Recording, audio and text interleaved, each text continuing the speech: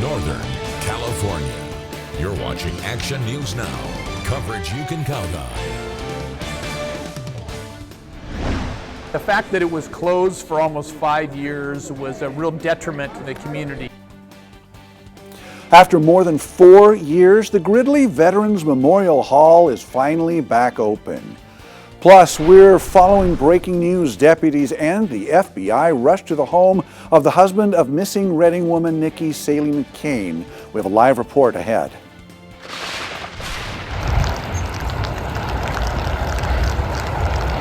Plus, we are tracking that heavy rain, wind, and even snow all across our area on this Friday. We're seeing snow levels in Paradise. We're seeing it in Magalia, Redding, even on the valley floor, making road conditions slick. Chain controls are in effect to the north, so drive carefully for sure. And Sade Poulin is tracking the conditions for us, and we're going into the evening now after what's been a very active day. Sade, what can we expect? So we are going to see a couple of showers. That snow will remain, but it should be leaving in a couple days. So let's have a look. This is a look over South Oroville. As you can see, it's looking pretty sunny right now. Those clouds are looking great. They will be dropping some droplets pretty soon, like some drizzle. So we had some heavy rain and snow today. We also had some lower snow levels as well, and we had some gusty south winds. So I know for Paradise and the Ridge and the Sierra, there was also a lot of snow there. That snow reached lowered to about 15,000 feet to 2,000 feet. So pretty nice snow, definitely some snowball fights over there. This is a look at our wind speeds right now.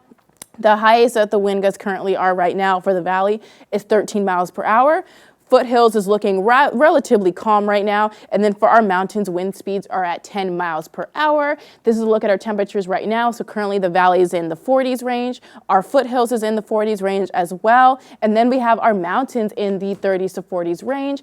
And this is a look at our temperatures for tomorrow. We're going to be in the 50s range, with Oroville being the only outlier at 59 degrees. So pretty average temperatures for our Saturday. Back to you, Alan. Thanks, Sade. We'll get back to our storm coverage in just a moment. But right now, we are following that breaking news. Sheriff's deputies and FBI agents were out in force today at the Happy Valley home of Tyler McCain. He's the husband of Nikki McCain, who's been missing now for 10 months.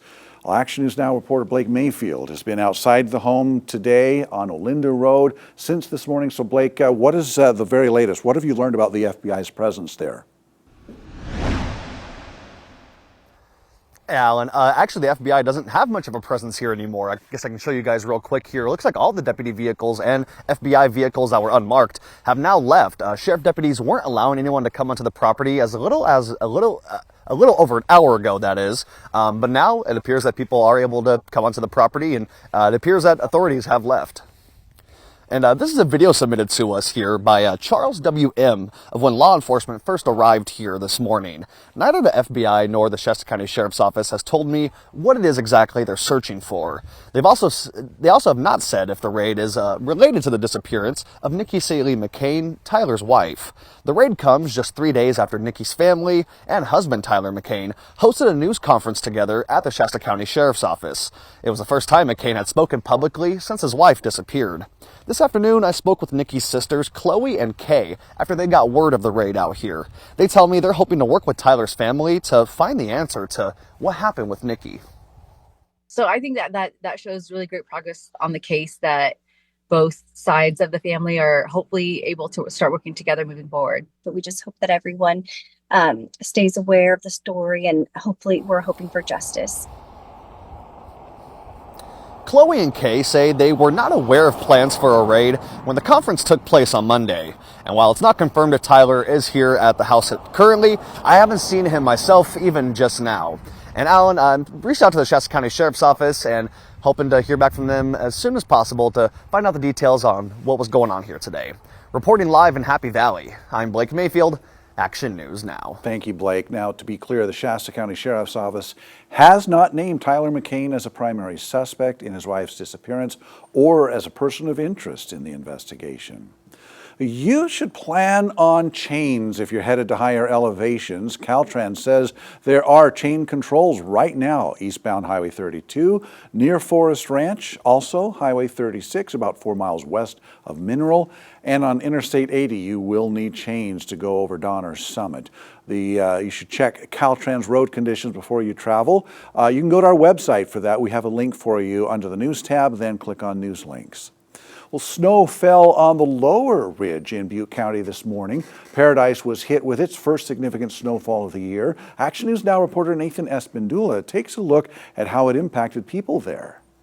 I was surprised, but I was kind of, looking on the news. The Action News Now said it was already snowing, so court said, hey, and I looked out and it was snowing. Snow in Paradise Friday morning made for icy roads. Many people stayed home from work and schools were closed for the day.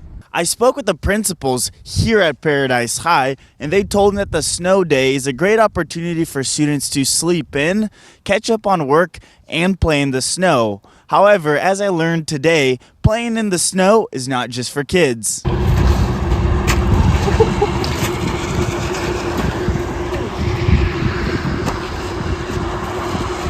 I moved to Chico a year ago. We heard it was snowing today. Where I'm from in Fresno County, it does not snow at all. So taking advantage, dude. Drove up here, 30 minutes? And now there's amazing snow everywhere. And you could hit people with it, or you could throw it at your homeboy's car. And while the snow can be very fun, it is also very dangerous. Slippery roads can cause accidents. However, I spoke with Butte County Public Works Director Joshua Pack, who told me that Butte County has plenty of experience dealing with winter weather, and they are more than prepared to handle this snowfall. In Paradise, I'm Nathan Espindula for Action News Now. We did speak with Paul Moreno with PG&E, and he tells us no weather-related outages on the ridge so far today, but crews are on standby. The Butte County Sheriff is working to best navigate conflicting state laws with federal laws when it comes to dealing with requests from federal immigration officials. This week, Sheriff Corey Honey presented to the Board of Supervisors meeting on this subject. He brought up California Assembly Bill 2792, which aims to protect undocumented immigrants. And this is by barring law enforcement from asking about immigration status and preventing some inmate handoffs to ICE agents. Sheriff Honey said there may be an issue if ICE agents try to serve administrative warrants that are not issued by judges. And that's because state law requires a judge to sign off if local officers want to enter someone's home or property. Shortly after the Trump administration took office, I received a letter from the Attorney General, Pam Bondi, in essence telling us that we had to cooperate and comply with federal authorities in immigration-related matters or run the risk of losing funding. Honey listed several other potential conflicts, but as for a solution, he says that he told supervisors anyway that if he's on the fence or unsure about how to handle something, he'll make the decision on best interests of public safety. Well, today, dozens of people braved the cold, wet weather to protest various recent actions by the Trump administration. This protest was taking place at the Chico office of Congressman Doug LaMalfa, asking him to take action. Protesters told Action News Now they feel underrepresented and frustrated with changes, including cuts to the VA and other federal agencies. There are about 175,000 retired and disabled workers in LaMalfa's District 1. And so I'd like to know where his voice is on making sure that most of us who depend on those benefits don't lose them. We reached out to Congressman LaMalfa, and he said that, quote, is going to he's going to continue to be available to his constituents through telephone, town halls, community events, and other in-person events. The full statement is part of this story on our Action News Now homepage. New developments regarding the man accused of setting a backfire in the area under evacuation order during last year's Thompson fire. He waived his right to a jury trial. Harold Pulley was in court yesterday for his trial readiness conference. His jury trial was set to start March 24th. Instead, he will have a court trial with the judge on May 13th, Witnesses told investigators Pooley set fire to vegetation off Oro Quincy Highway using a propane torch. Because of a prior strike, he could face 12 years if convicted. A centerpiece of the town of Gridley is back after more than 4 years in hiatus. 3, 2, 1. The Gridley Veterans Memorial Hall had a ribbon-cutting ceremony today. The hall had been closed for over 4 years because of major damage caused primarily because of a severe storm that required an entire new roof. That and a few other upgrades cost Butte County $6 million, money that the area supervisor says was money well spent, as it will be used for all types of community events. The fact that it was closed for almost 5 years was a real detriment to the community. There's no other facility in this community for them to use, and so that's why we're so happy and glad that we have this open now, because over the last years they haven't had places to meet. The hall was built, as you see from that plaque right there, all the way back in 1926, so just a year away from its 100th anniversary, serving the Gridley community.